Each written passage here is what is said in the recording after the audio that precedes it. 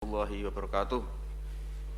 Yang saya hormati Bapak Menteri Dalam Negeri, Bapak Menteri Kesehatan, dan Kepala Badan Nasional Penanggulangan Bencana. Pada siang hari ini kita berempat mendapatkan tugas untuk menyampaikan hasil rapat kabinet terbatas tentang penanganan COVID-19 dan pemulihan ekonomi, khusus terutama yang berkaitan dengan masalah cuti dan libur Maulid Nabi besar Muhammad SAW 2020. Yang pertama, rapat kabinet terbatas sesuai dengan arahan dari Bapak Presiden menetapkan bahwa cuti dan libur dalam kaitannya dengan peringatan Maulid Nabi tetap dilaksanakan, jadi tidak ada perubahan. Kemudian yang kedua, karena ini masih berkaitan dengan masalah upaya kita untuk menanggulangi wabah COVID-19, Bapak Presiden sudah menyampaikan supaya kegiatan libur dan cuti bersama ini jangan sampai nanti menjadi faktor menaiknya angka kasus dan juga peningkatan masalah COVID-19. Oleh sebab itu, kita berempat nanti akan saya minta untuk menjelaskan masing-masing. Pertama itu Pak Mendagri, karena ini berkaitan dengan masalah kebijakan di masing-masing daerah untuk mengantisipasi libur panjang ini. Kemudian yang kedua nanti saya mohon Bapak Menkes, karena ini berkaitan dengan masalah kebijakan-kebijakan Kementerian Kesehatan sebagai penanggung jawab dalam penanganan masalah COVID-19. Dan yang ketiga nanti Pak Kepala BNPB sebagai Ketua Satgas COVID-19 dan pemulihan ekonomi, terutama yang berkaitan dengan masalah keadaan penanganan COVID-19 yang paling mutaakhir. Saya kira itu pengantar dari saya, dan selanjutnya waktu saya serahkan kepada Pak Mendagri. Silakan Pak Mendagri. Assalamualaikum warahmatullahi wabarakatuh. Salam sejahtera untuk kita semua. Yang saya hormati Bapak Menko PMK, Bapak Menkes, dan Bapak Kepala BNPB yang juga merangkap sebagai Kasatgas COVID-19 Nasional. Tadi baru saja rapat dengan Bapak Presiden, seperti disampaikan Bapak Menko PMK, bahwa ada minggu depan itu ada liburan yang cukup panjang dalam rangka memperingati Nabi besar Muhammad SAW, Maulid Nabi. Ada 3 hari cuti, baik cuti peringatan maupun cuti bersama. Kalau kita lihat sesuai dengan ketentuan yang ada, itu hari Rabu, Kamis, Jumat, tanggal 28, 29, dan 30. Nah, ini artinya bisa terdapat hari-hari kejepit, ya, mulai Senin Selasa itu bisa hari kejepit, kemudian hari Jumat karena libur juga bisa berlanjut ke hari Sabtu dan Minggu. Nah, ini mengindikasikan akan kemungkinan akan terjadi libur panjang. Nah, bagi masyarakat, libur panjang ini biasanya sebelum COVID, ini biasanya akan melakukan perjalanan, biasanya pulang kampung, kumpul bersama keluarga, atau ke tempat liburan, berekreasi dan lain-lain. Tapi tadi seperti disampaikan Bapak Menko PMK bahwa pengalaman kita sebelumnya, libur-libur terjadi mobilitas yang tinggi, masyarakat bergerak dari suatu tempat ke tempat lain, dan pergerakan masyarakat ini bisa menimbulkan penularan, media penularan. Oleh karena itu, ini yang perlu kita waspadai bersama agar liburan ini tidak menjadi media penularan. Ada beberapa hal yang perlu kita lakukan bersama. Yang pertama, bagi rekan-rekan, bapak-bapak dan ibu-ibu yang di daerahnya merah, daerahnya rawan penularan, kalau memang bisa tidak pulang dan tidak berlibur, lebih baik mungkin mengisi waktu di tempat masing-masing, beres-beres rumah atau tempat tinggal, menikmati liburan bersama keluarga di kediaman masing-masing. Itu yang diharapkan. Yang kedua, kalau seandainya memang akan keluar kota, yakinkan betul bahwa diri masing-masing sudah dilakukan tes PCR,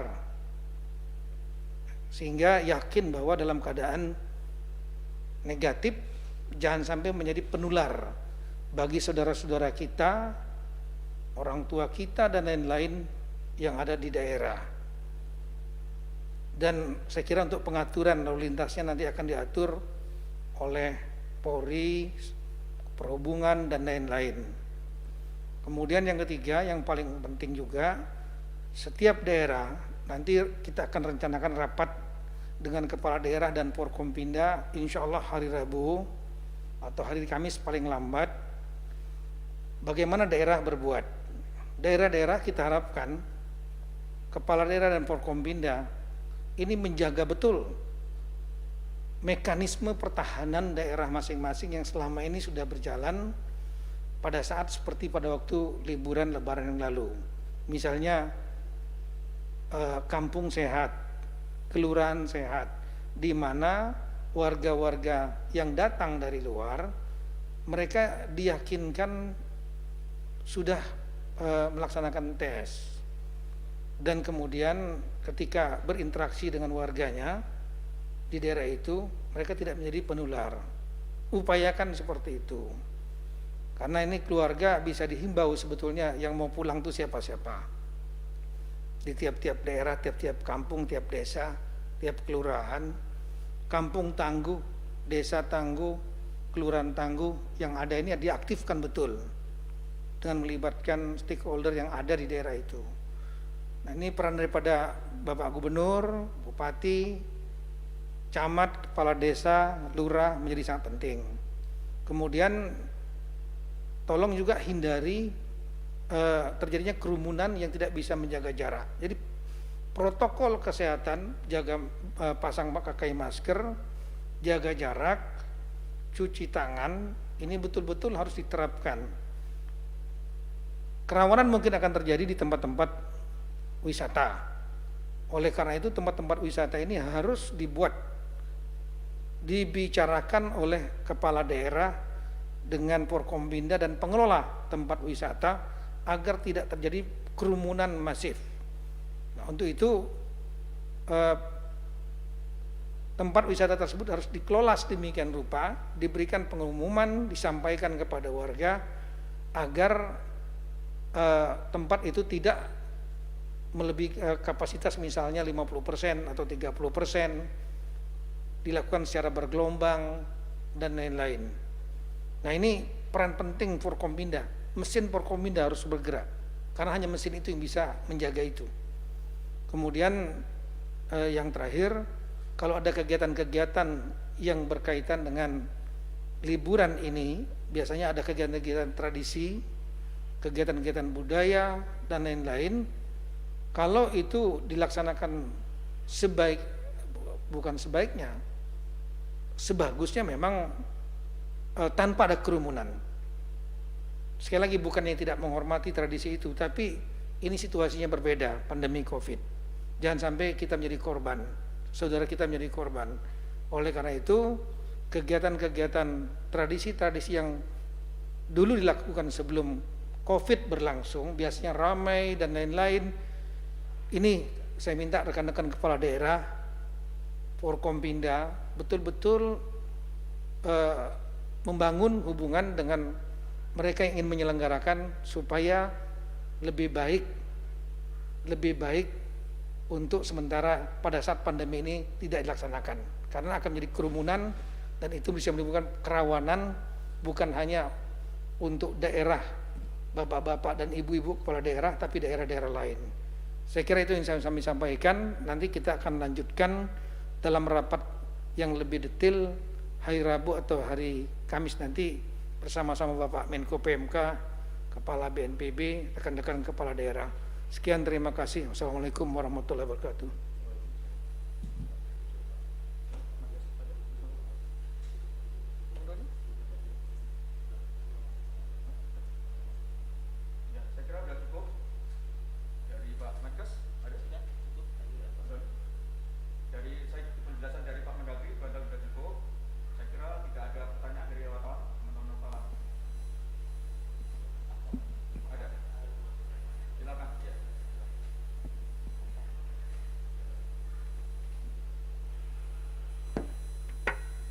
Baik, yang pertanyaan pertama dari Lia Berita 1, apa antisipasi dan strategi menghindari lonjakan angka kasus COVID pasca libur panjang Oktober nanti, dan siapa saja yang dilibatkan dalam antisipasi lonjakan tersebut? Mas Doni mungkin, Mas.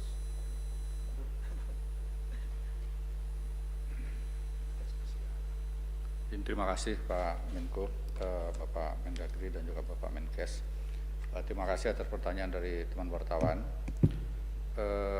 Tadi Bapak Presiden sudah menjelaskan tentang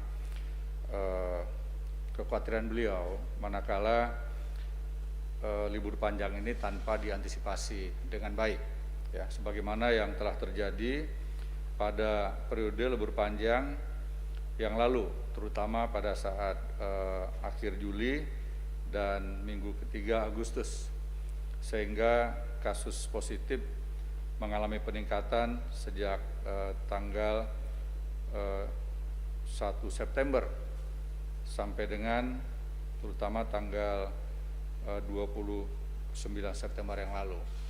Dan alhamdulillah setelah itu intervensi yang dilakukan oleh pusat dan daerah dibantu oleh seluruh komponen yang ada di seluruh provinsi, kabupaten, kota, didukung oleh TNI, Polri, relawan, dan juga tokoh-tokoh yang ada di daerah, khususnya tokoh agama dan juga tokoh-tokoh masyarakat yang ada.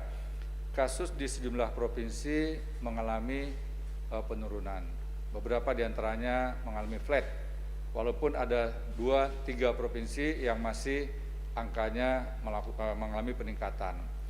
Nah, kekhawatiran ini harus kita buktikan, harus kita upayakan agar tidak terjadi kasus yang bertambah. Dan kita juga melihat bahwa kasus aktif dalam beberapa minggu terakhir mengalami penurunan yang cukup signifikan.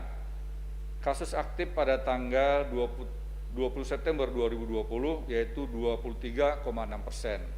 Dan pada tanggal 18 Oktober setelah kurang lebih 1 bulan dilakukan intervensi turun menjadi 17,69%. Kemudian juga angka kesembuhan pada tanggal 20 September 2020 berada pada posisi 72,5%. Kemudian pada tanggal 18 Oktober 2020 mengalami peningkatan menjadi 78,85%. Kemudian angka kematian pada tanggal 20 September 2020 di angka 3,9%. Saat ini 18 Oktober 2020 turun menjadi 3,45%. Nah, ini tentunya harus kita jaga bersama, dan tadi sudah disampaikan oleh Bapak Menko PMK, juga Bapak Menteri Dalam Negeri, kerjasama antara pusat dan daerah didukung oleh seluruh komponen tentunya menjadi salah satu cara kerja kita yang paling efektif. Liburan yang aman dan juga nyaman tanpa kerumunan. Artinya harus betul-betul mematuhi protokol kesehatan. Demikian penjelasan dari Satgas. Terima kasih. Berikutnya Pak, terakhir dari Nesia dari CNN Indonesia TV. Seperti pada hari libur panjang sebelumnya, sejumlah lokasi wisata menjadi ramai. Salah satunya adalah kawasan Puncak. Apakah pemerintah bekerja sama dengan pengelola wisata untuk dilakukannya pembatasan jumlah pengunjung baik di lokasi wisata maupun restoran? Ya, sebetulnya ini sudah saya sampaikan tadi, sama. Salah satunya tempat hiburan. Tempat hiburan ini yang pertama kita minta kepada warga untuk menahan diri untuk tidak ikut berkerumun di satu tempat. Karena untuk keselamatan bapak-bapak, ibu-ibu, saudara-saudara juga sendiri bersama keluarga. Kita ingat ada klaster keluarga, satu terkena nanti satu keluarga kena.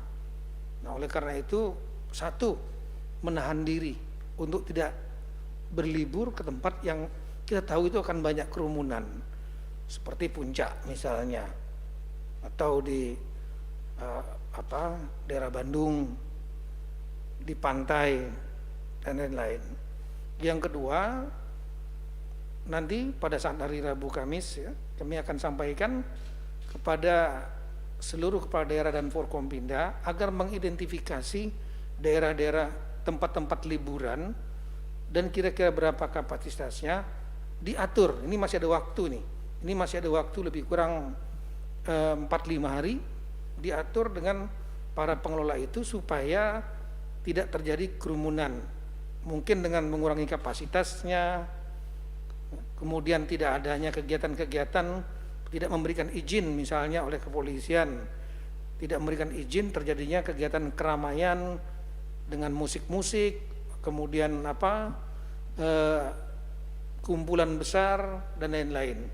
Nah, ini kita akan lakukan langkah-langkah itu, tapi kembali nanti Forkompinda, kepala daerah ini memegang peranan sangat penting karena mereka yang tahu persis titik-titiknya di mana. Saya kira itu. Terima kasih.